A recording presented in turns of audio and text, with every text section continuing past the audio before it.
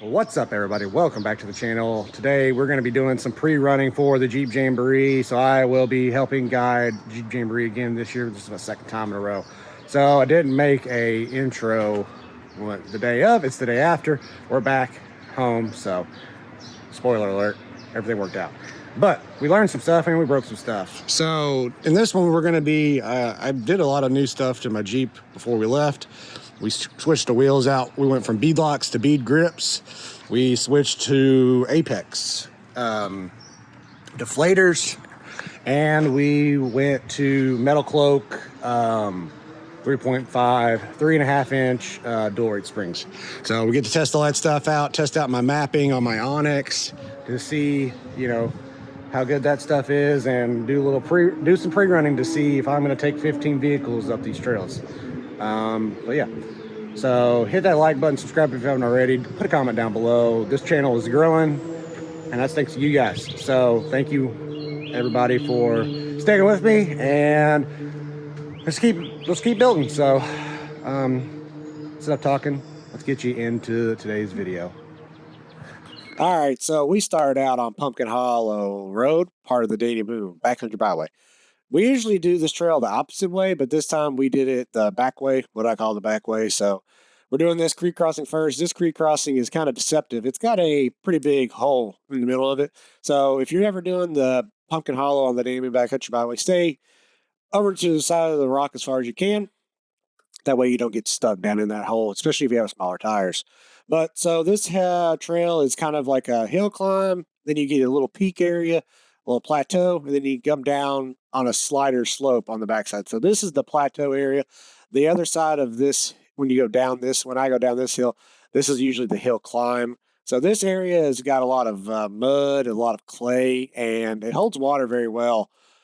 With all the foliage and trees and stuff. So usually when you get to the top here, you got to wait for everybody else to come up because people are slipping and sliding and stuff. So we actually ended up picking up some people on the way up here that were sitting at the bottom of the trailhead. They followed us up. So I had about 5 or 6 vehicles in our group. Luckily, and I was waiting for them to, all catch up because, this is the kind of more difficult part of this trail. Luckily, we did wait because we ended up meeting another group coming up here. You'll see here in a second, there's a guy. He's coming up on a dirt bike, and he had, here he is right here. He had a guy on a dirt bike, and then there was a Lexus behind him, a full-size Ram 2500 Mega Cab, and a new Bronco that were coming up. So I ended up having everybody kind of back up, get out of the way so they could get past us. And we got out, and I got out, and we helped, I kind of helped them spot coming up here, and that's what we did. So here you go. Here's this guy in this Lexus making his way on up here. Like I said, we back everybody up and help these guys do this obstacle.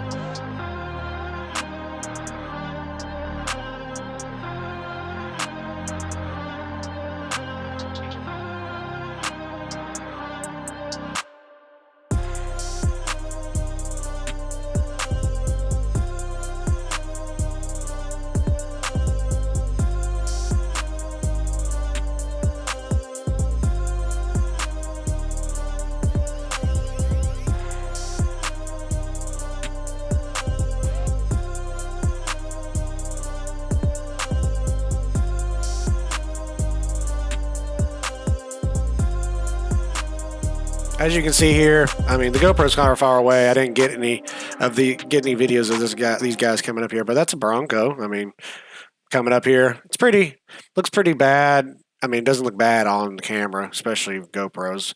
But here's the first person view of us going down it.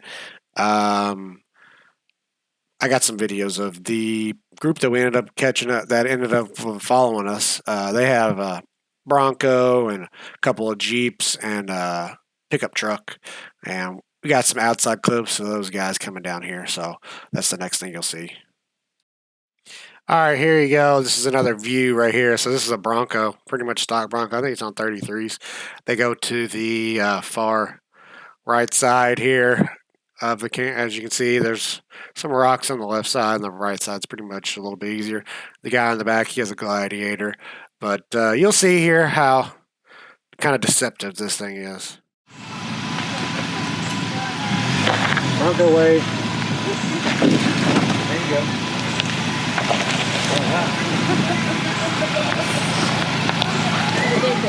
No, that's the one that's in this. They had one going there. Great. That's good. All wheelbase, baby. Yep.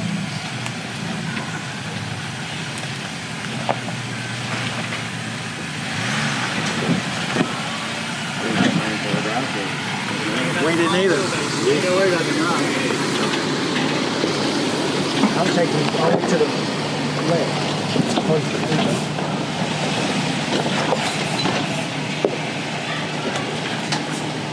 There you go.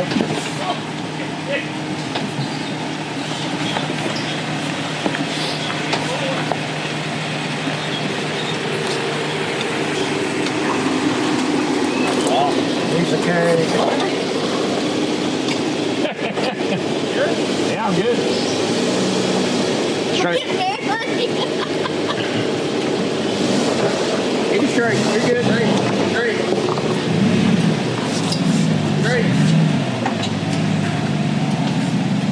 I think I'm going to put my back seat back in my Jeep. Put my spare tire back on the outside. Oh, yeah. Well, and then as you're going down, so this is the rest of the trail, Pumpkin Hollow. It's a very soupy, as you can see, mess, rutted out, pretty bad. It's not too bad, honestly. I mean, you say that, but I'm on 37s. You know, somebody with the 32s or 33s, this could be a challenge for them. I'm sure a stock Gladiator Rubicon would be dragging its belly, you know. So it's hard for me to say what's hard and what's not when you get to a tire size like a 37 on a 3.5-inch lift, because what I think is easy could be hard for somebody in a Tacoma, Forerunner, stock Jeep of any kind. But Pumpkin Hollow is a pretty good trail if you want to go out and try it. The only thing you got to worry about is there's just kind of a ledge. You can see it right here. There's a ledge right here. You got to kind of worry about, but other than that, it's just muddy and rutted out, just like every other trail up here at the gorge and the Daniel Boone Backcountry Byway. All right, so the next trail we did is a trail that I have never done before. It's called Cold Iron Fork Road, and it's part of the Byway, just like everything else we've been doing today.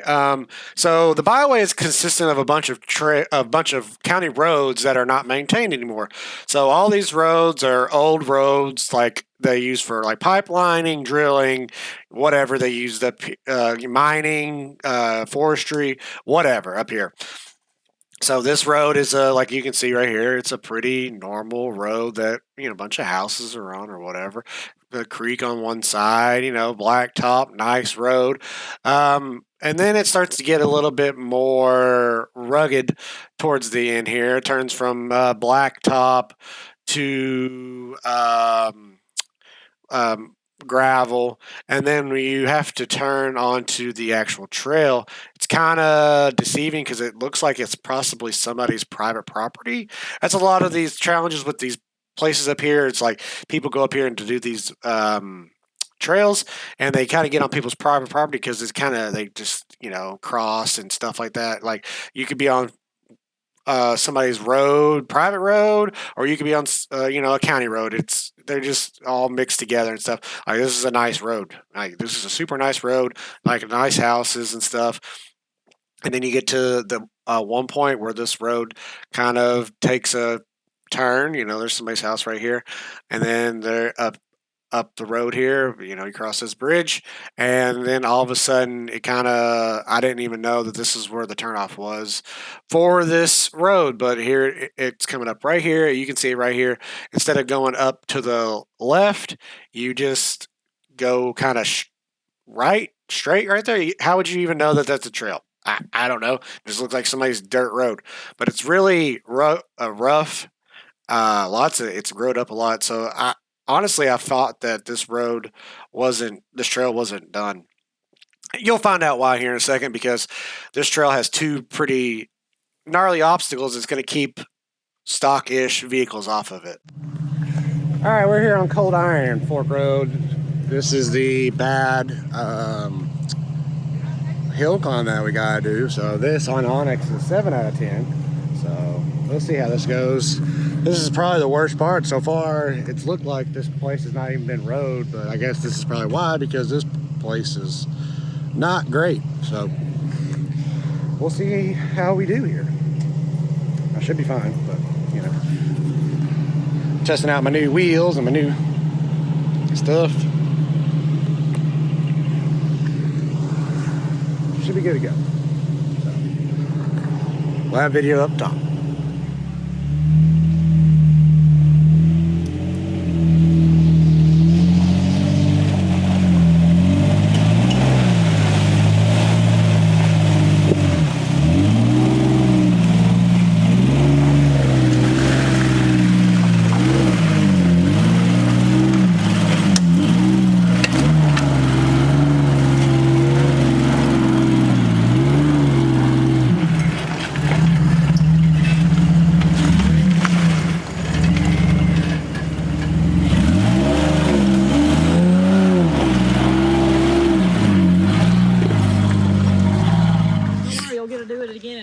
Yeah, I know. So we made it up here. Didn't have no lockers on. Didn't have nothing on.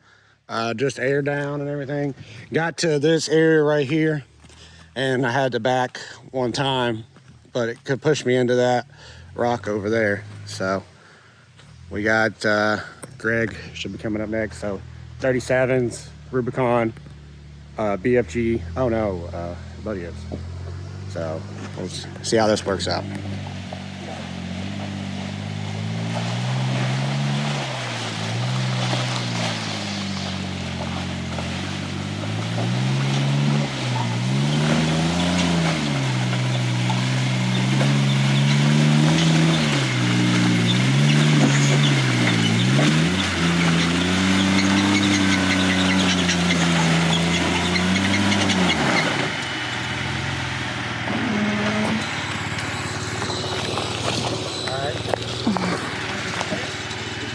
I kept going this way. Look how pushy that is.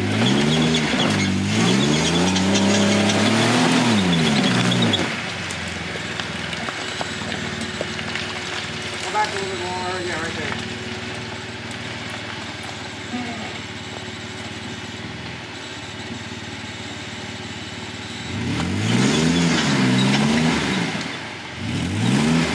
Now go back a little bit more.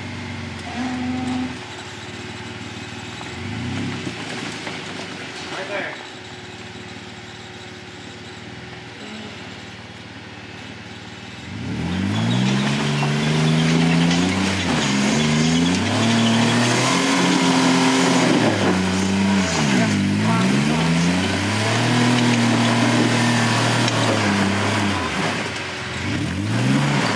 Go that way. Keep going. Keep pushing that way.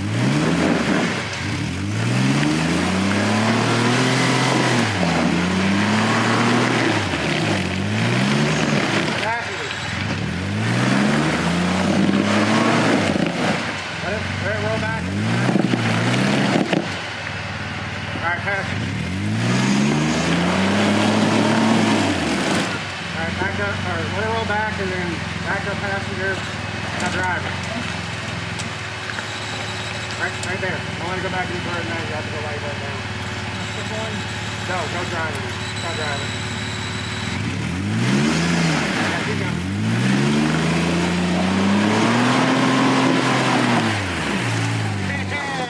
But I didn't rub that much from the road.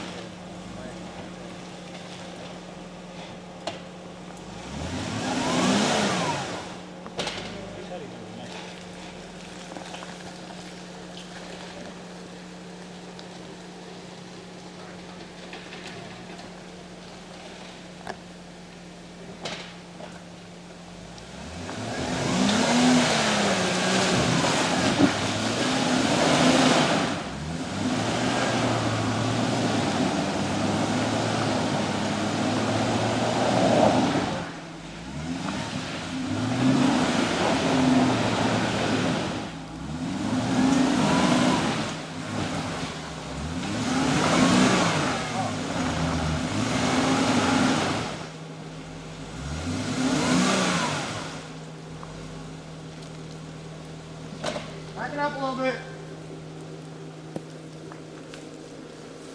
Back it up a little bit. Tell me get out of the way. Alright. Guys in my legs. Get the hell out of the way.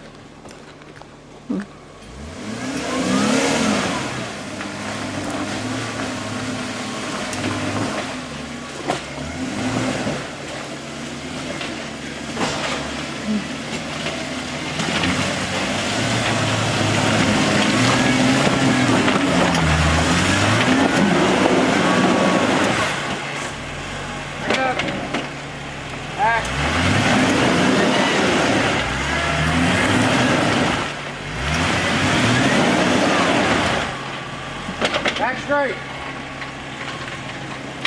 Keep going. Keep going. Keep going. Stop. This way. Next.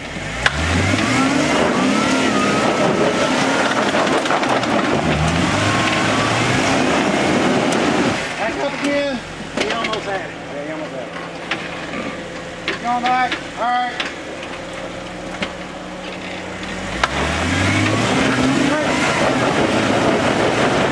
Great. Great. Huh? Yeah, you doing that.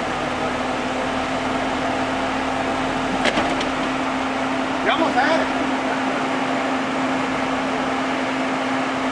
Hold it, guy. Is he ready to pull it?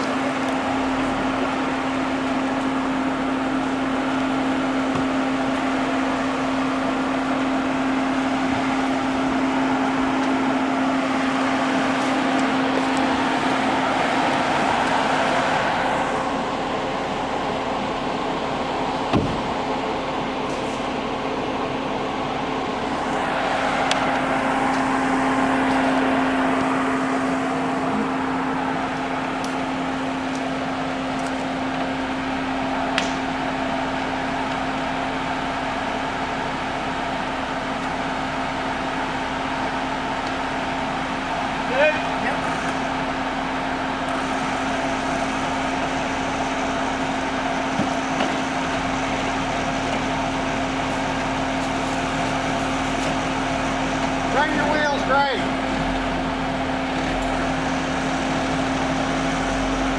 All right, that's good right there.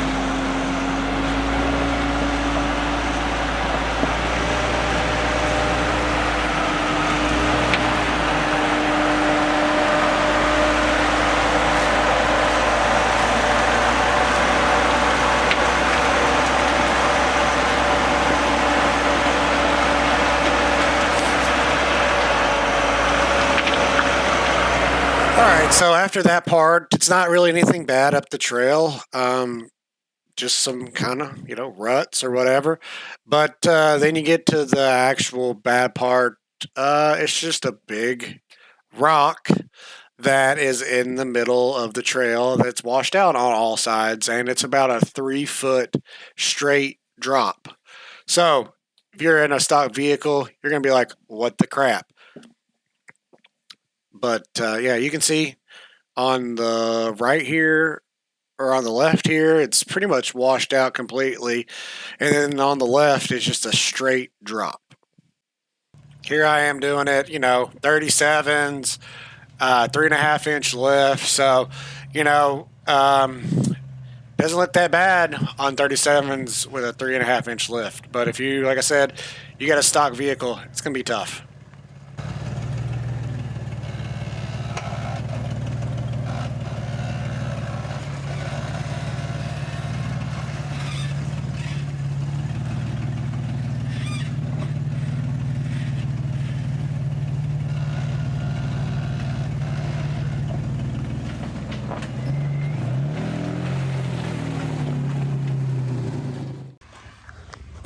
So we're now to the big drop ledge on called Iron Fork Road.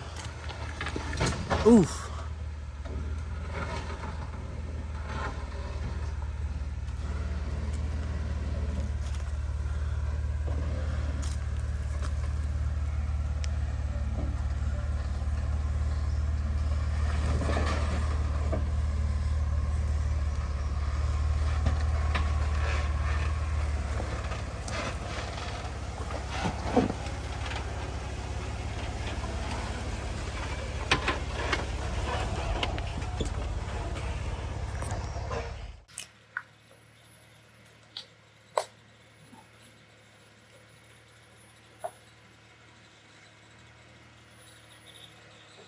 Yeah.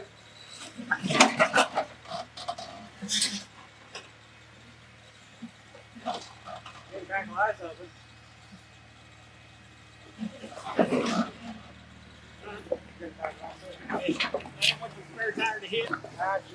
All right, so after we did Cold Iron Fork, we headed through Frenchburg to Johnson Hollow, and then we did another trail called Wayne Benson. They weren't that great of trails, and it was a lot of road driving. Didn't like that very much. I like to kind of stay in the same area.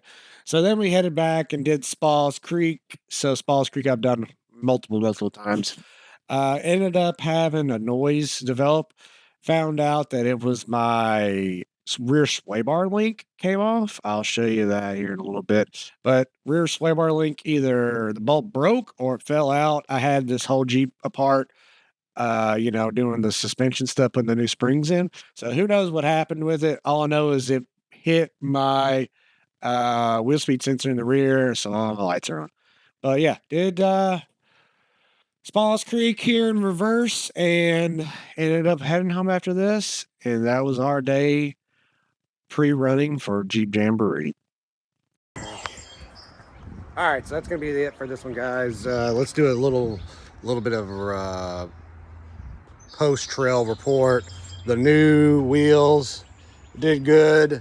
Ran it for a while there on some of these wheels were at 12 psi. Drove it on the road, so it did really good.